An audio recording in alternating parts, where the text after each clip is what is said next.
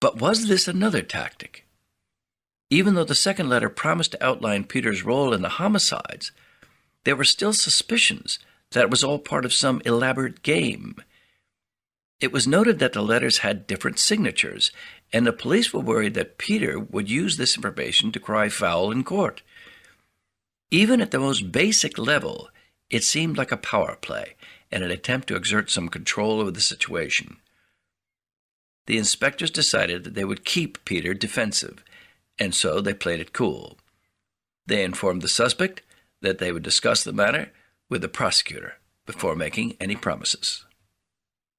Now, desperate, Peter found himself giving up more information about the murder of the Smart family to try and make the police take up his offer.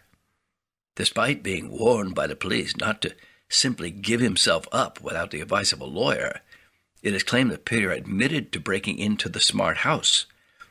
Once inside, he stole the money from a wallet.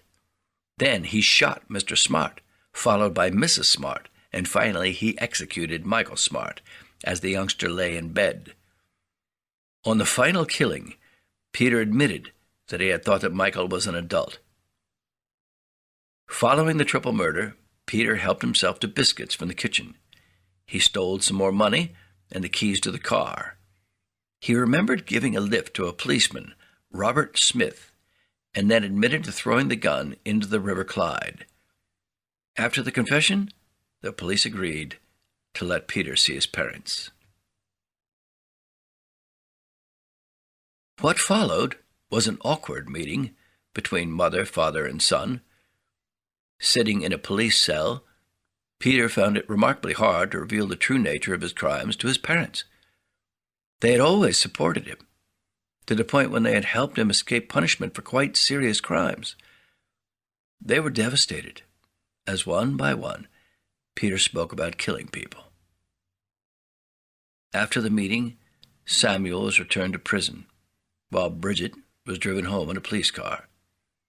She was shocked by the confession, having always had a slight hope that her son would one day put his violent past behind him and turn back to religion.